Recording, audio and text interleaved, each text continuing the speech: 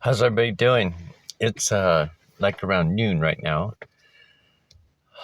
It's about 75 degrees, something like that. The neighbor, the neighbor uh, women are out there with their Irish shepherd. He's tied up to a bush, and they got the water hose going, and this dog's like, but he didn't have a choice. One got on one side, the other one got the hose on the other side, and there it goes. I was just thinking about that dog. I was like, oh, poor guy. I know that water's cold, huh? But I don't know. Maybe it'd feel better on him since he's got such long hair. So who knows? Maybe 75 out here, but maybe 85 to him. Who knows? But anyway, I just wanted to get on here and see how everybody's doing. How you enjoying the topics that I've been sharing? I don't know. I guess just to chat. I'm just kind of like hanging around town. I don't really want to go too far. I don't know why. There's something that's telling me just hang close and just, you know, I don't know. It might be because of, I noticed the Yellow Jackets. It's really windy though, since last night. It's just wild. Or yesterday, I should say. It was kind of windy too. And it showed that it was like 87 degrees, but I went for a walk, but it was a wind that was not normal for being that hot a day. I thought that was kind of odd and different to have wind. We usually, when it gets that hot, there's like just a little breeze that comes through and then it stops, and it's just like it's so hot. But yesterday it was showing around 87 degrees and it was quite windy. I was like, wow, this is different, and kind of doing the same thing today. I don't know. Got some air from my tires. And I took some pictures while I was out in this type of light. I did make some, you know me. So, one of the channels this morning that I kind of listened to, um, it's kind of interesting. Remember, I was telling you about, those who have iron faith, those say they have iron faith, and those who don't act like it in the things that they do and say. So he's always about prepping. Prepping's good, but when you start getting carried away and not realizing what you're prepping for, and then stock up on the gun, the GUNNs and the weapons, and so it's like for defending, it's that root chakra, like living down there. It's like I put an example. It's like it's like it's like when your root chakra, you're just sprouting. You're like this little corn, like let's use a corn stalk because they go tall, right? So you're like this little corn stalk out in the field all by yourself. And that's as far as you go. So you're like, oh, stock up, fear mode. Then you get to your solar plexus, you get a little bit taller, a little more sturdier. You get to your solar plexus, you get to your heart. Now you're halfway up there, now you're a little bit more stronger. You can handle the wind, you can handle, certain types of weather, because your roots are foundation grown in. You get up to your throat chakra, then your mind's eye, the law. Now you're sprouting out corn, you're creating these cobs with all these seeds on these cobs that, once they dry up, you can replant and make more, so you're flourishing, and then you get to your crown, right? And then it's harvest time because, so it's pretty interesting. So those that are up here in their mind, and up on their rooftops, up high up on the mountain peak. Um, those are the ones that have iron faith. And then I was also mentioning if we're going into another light system, because if this is, the radio frequencies, the microwave, the X-ray, the infrared, the visual light spectrum, and then the ultraviolet, and then we move into another higher vibration, higher light. Because I got to thinking, well, do these higher light beings come down here and eat like we do? Is their body still the same as an ultraviolet compared to a pastel, which the colors aren't the same? They're lighter and more see-through in color, compared to the ultraviolet, which is the bright orange, bright yellow, bright reds, bright blues, bright indigo, bright violet, or the purple, the darker colors, right? And I got to thinking, that's the food, that's the meats, that's everything kind of heavy in that reality and that light spectrum. It's like when you have an incubator, for like chickens, for chicken eggs, you have a certain light frequency and heat for the eggs to hatch. And then after they hatch, if it's in the wintertime, then you have another like light incubator that keeps them warm at a certain temperature, but they're still growing in that environment. And then, once they get bigger, you have another light type of source for them during the dark days or whatever. And then, they'll be out free range and they'll get the natural light and go from there. But again, it's everything is under this, light spectrum.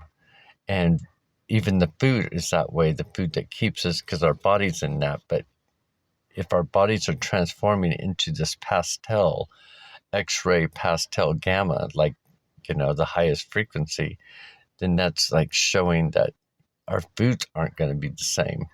We're not going to be eating the same. So again, when you prep modestly, and if you feel all paranoid and stuff and you have to defend yourself, and then you're in that fear mode, and then the world's going to do this change and you're already in the fear mode and survival mode and hiding in the bunkers and playing out your own Mad Max scene before anything ever happens.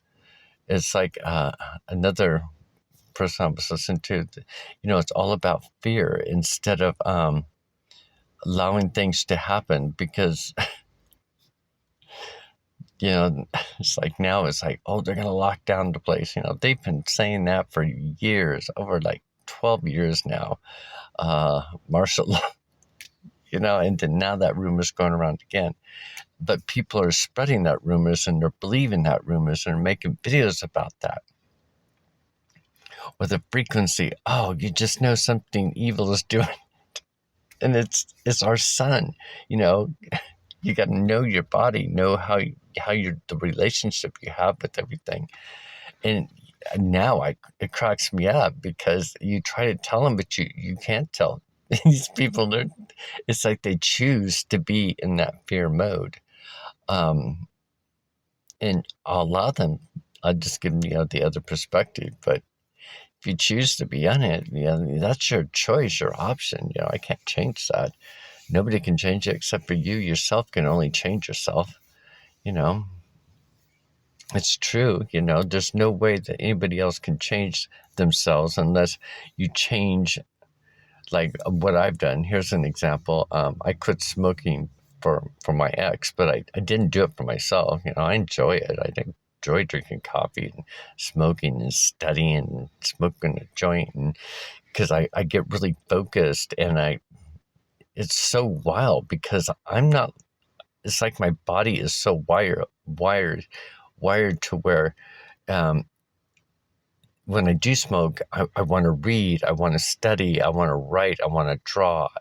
I don't just sit back and eat all day and just veg out. I just can't do it.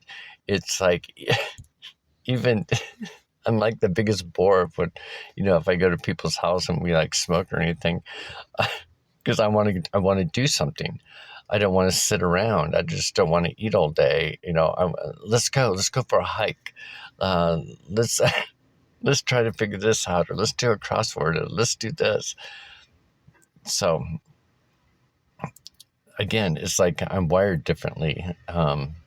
So when they say all this stuff's bad, I'm just like, well, bad for you. If that's, it's just like when I was saying these doctors and stuff, if that, try to teach these people about their, drug habits, but they haven't been in it. They just take the class for it.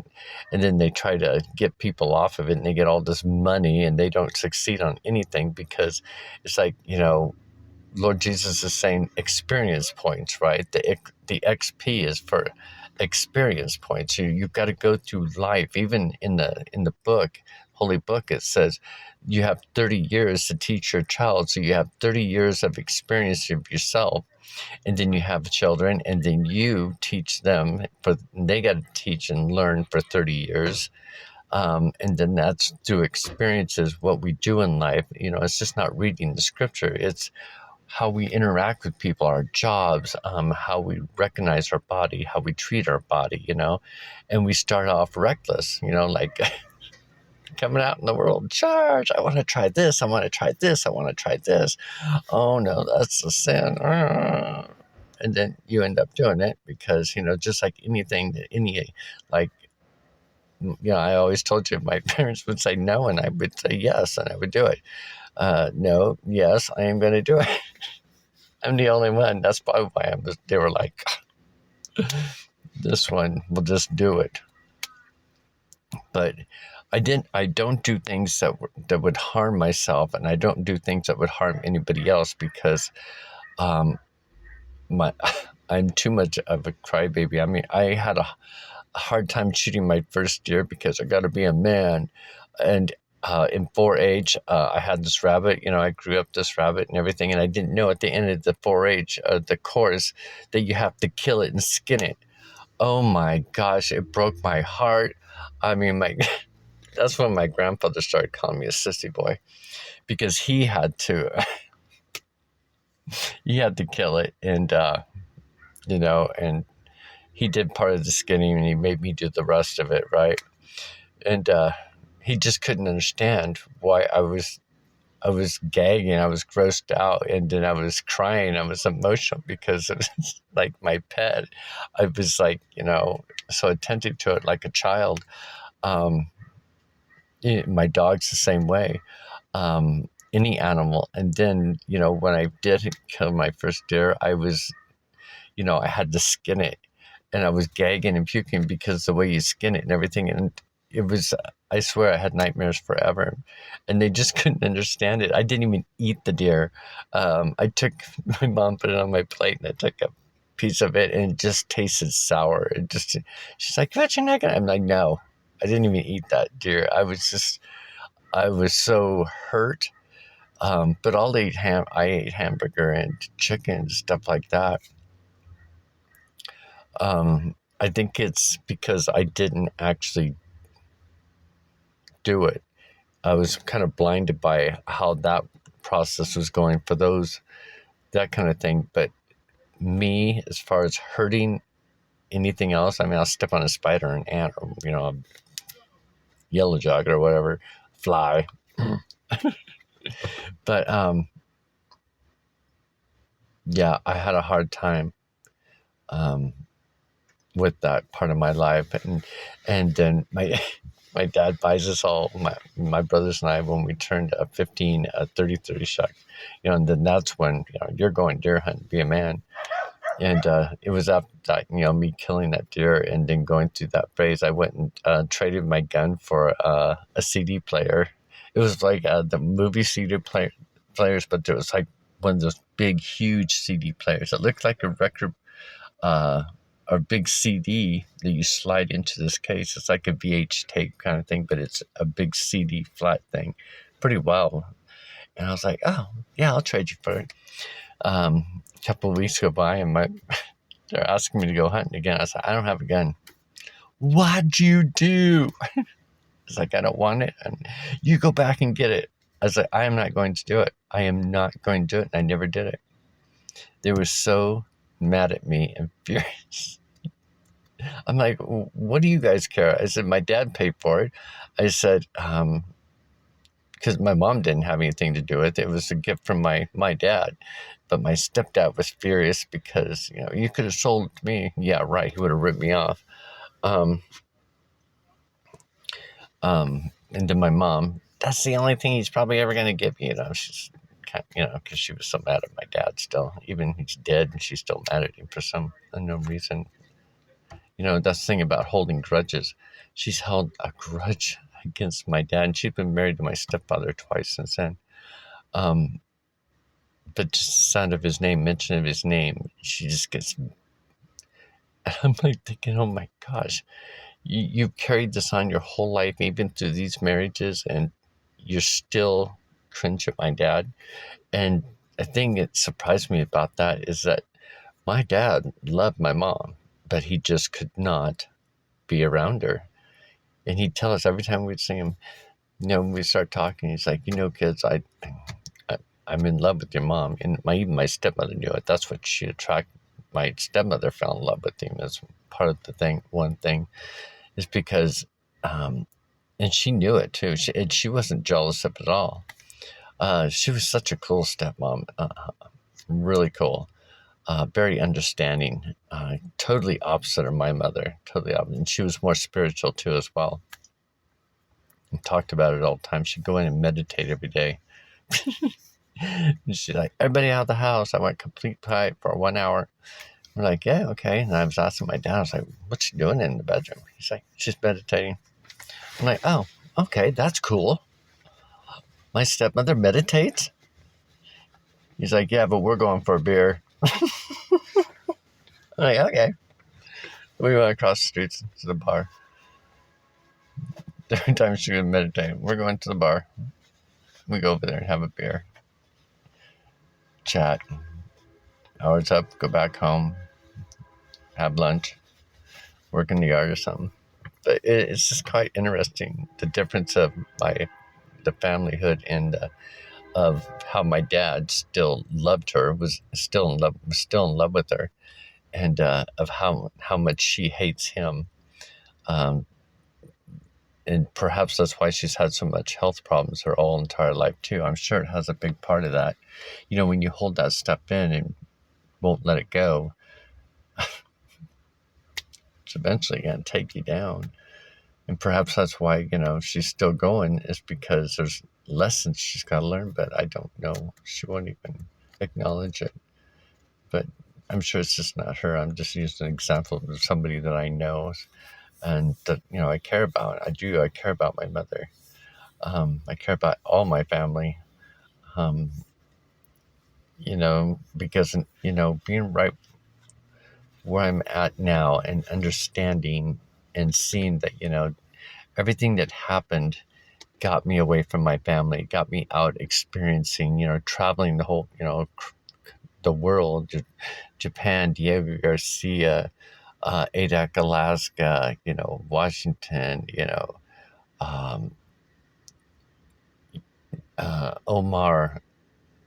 Oman, up in Africa and stuff.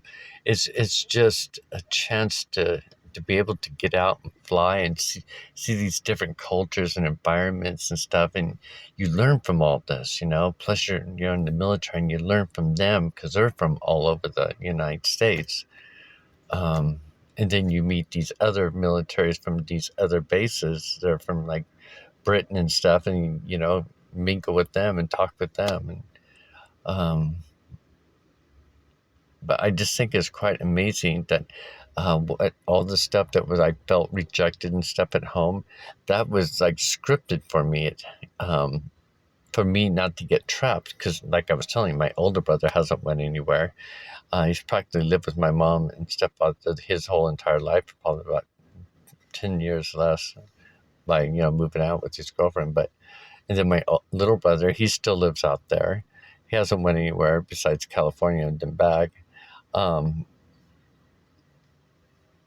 then he has a son, and then my half brother, he just got out of jail for 10 years, so he's back. He's, so the only thing he played, and that's just been in Oregon, different parts, but it's the fact that I could have ended up like them and not experienced it, had all these experiences and been this far on a journey, and then being on a spiritual journey, and relying on God and Jesus to help me and direct me, and be there for me and show me and always teach me. So again, it's about that personal relationship. That's very important. Um,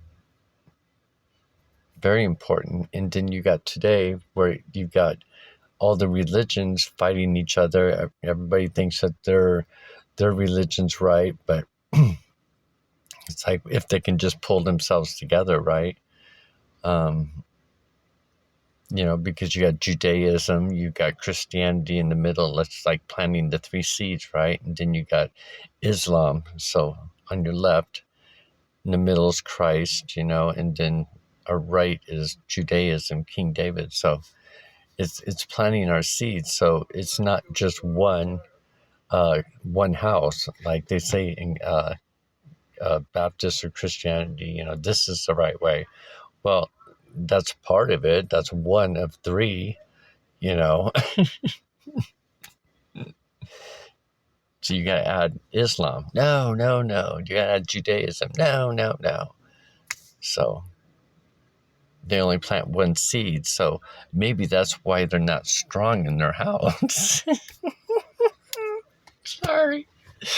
You gotta laugh about it, though. I mean, I laugh about it because, there's, I laugh about everything now pretty much. You probably hear that a lot in my voice here. It's just like, what can you do except for share and talk about it, share my own experiences, what what my life could have been like, and I share my visions and my dreams with you. I share the images on my body that's unfolding, even when I'm talking, they appear through my neck and stuff. That is just wild stuff. I think it's amazing that we can do this. And I think it's amazing that the people that can jump on board and see it and can see it within themselves, see it, taste it, hear it, sense it, smell it, right? Because like I was telling you about my grandmother, I can smell sometimes when I'm in there reading or studying or whatever, or focus on something, I can smell my grandmother around me. And she has,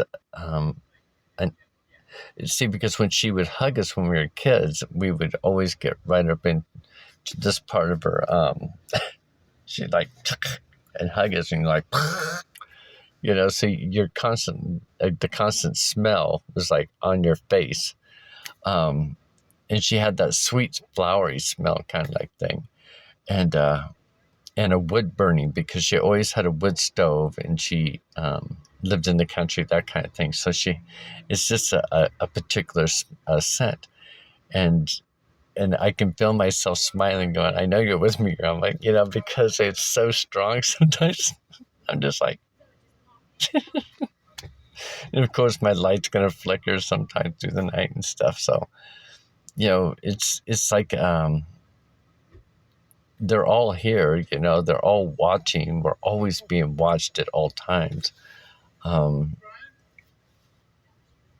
which is kind of freaky, right? But it's, but we're always being protected, though, while we're being watched.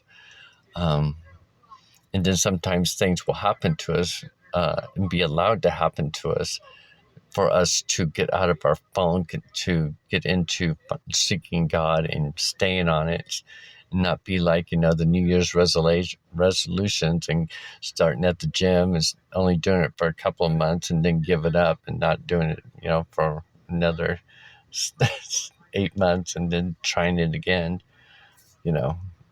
It's those that are constantly doing it every day and thinking of it every day and working with it every day. I mean, come on, we have 24 hours in a day. We can at least spend 3 times a day, like Daniel was teaching us, and then Tesla was telling us about the 3, 6, and 9. So, and then you can even look at it as 9, 9, 3, and 6, 9 o'clock in the morning when the sun's coming up, 3 o'clock, when you're probably getting off work or when the kids get out of school, 15 minutes, praying to God, and, when you pray to God, you can do what I do, even when I'm driving down the road. I'm praying within my thoughts and my mind, it's constant communication. You don't have to like pull over and do this whole ritual thing because God's always watching. He wants you to be you. You know what I'm saying? You to be you. You not to be what somebody else is going to form you.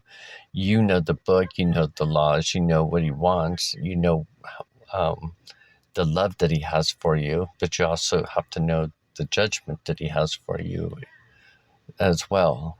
And the judgment that you put on yourself. It's just like the male body. You got people out there that were refused to see that they're bi, because of how the world says bi people are. It's like, oh, they're part of this group or whatever. Even the hillbilliest guy out there, he will deny half of his female side. So it's like, it's kind of wild because some of them understand it, but that's how Adam was created. Because we got to remember, Eve come out of Adam's left rib cage, right? So this side of the genome, this side of the DNA serpent snake, and then Eve is created. Voila. So anyway, have a great day, everybody. I've been talking for about 26, 27 minutes. Bye.